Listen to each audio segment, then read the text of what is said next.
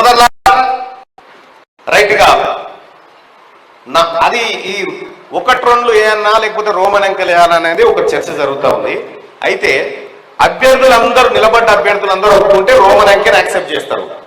ఒకటి అనేదే వేయాలి, రోమన్ అంకెలు గీవన్ అంకెలు లేవు. 1, 2, 3 ఉంటుంది కదా మన తెలుగు మన అక్షరాలు ఉంటాయి, అవే వేయించేటువంటి ప్రయత్నం.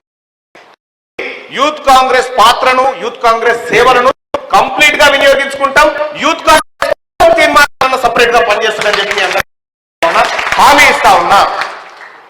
సో మరి ఇప్పుడు నాకు నల్గొండ సమావేశం ఉంది కాబట్టి మిగతా కార్యాచరణ అంతా శివసేన కొనసాగిస్తాడు. నన్ను ఇక్కడికి ఆహ్వానించినటువంటి అన్నగా ఇక్కడికి విచ్చేసినటువంటి సుదూర ప్రాంతాల నుంచి విచ్చేసినటువంటి మీ అందరికి కూడా పేరు పేరున ధన్యవాదాలు తెలియజేసుకుంటూ, రెండో విషయం ఏంటంటే కాంగ్రెస్ పార్టీ కార్యకర్తలు ఎవరు కూడా ఏమంటారు, ఎమ్మెల్సీ ఓట్లు దాదాపు 70 ఉన్నాయా? 70 ఉన్నాయి. ఎమ్మెల్సీ ఓట్లు 70 ఉన్నాయి. అయితే వేసేటప్పుడు ఏం చేయాలంటే ఆ లైన్ లో నిలబడేటప్పుడు మనకు వ్యతిరేకంగా ఉన్న పక్కపడి నిలబడాలి, వాడిని ఆడికి పోయే వరకల్లా మోటివేట్ చేయాలి. అర్థమైందా? పోయినసారి ఏం చేసినంటే ఇట్లే జరిగింది. నేను బూతులు తిరగలే, వచ్చి లైవ్ లో కూర్చున్నా. లైవ్ లో కూర్చొని ఒక గమ్మత్ కథ కట్టడం లేదు, వేరే చెప్తా మళ్ళీ ఎప్పుడన్నా. జరసేపట్లో సీన్ మార్చేసినాం అన్నట్టు. అంటే ఆ కార్యక్రమాలు నేను చేస్తా, ఇబ్బంది ఏం లేదు. కానీ మీరు మాత్రం అల్టిమేట్ గా కష్టపడండి.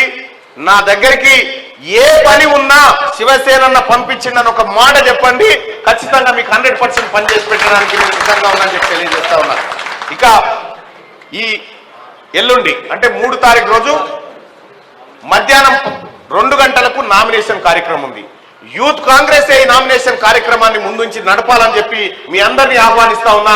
పెద్దలు శివసేన రెడ్డి గారిని కూడా ఈ నామినేషన్ కార్యక్రమంలో ముందు వరుసలో నిలబడాల్సిందిగా అన్నకు తెలియజేసుకుంటూ మీ అందరినీ ఆ కార్యక్రమానికి ఆహ్వానిస్తా ఉన్నా. ఇక మీరందరూ కూడా కార్యోన్ముఖులై కార్యక్షేత్రంలోకి దిగుతారని మనసారా కోరుకుంటూ మీ అందరి దగ్గర సెలవు తీసుకుంటా ఉన్నా. నేను నల్గొండ సభకు వెళ్తా ఉన్నా. ధన్యవాదాలు తెలియజేస్తా ఉన్నా.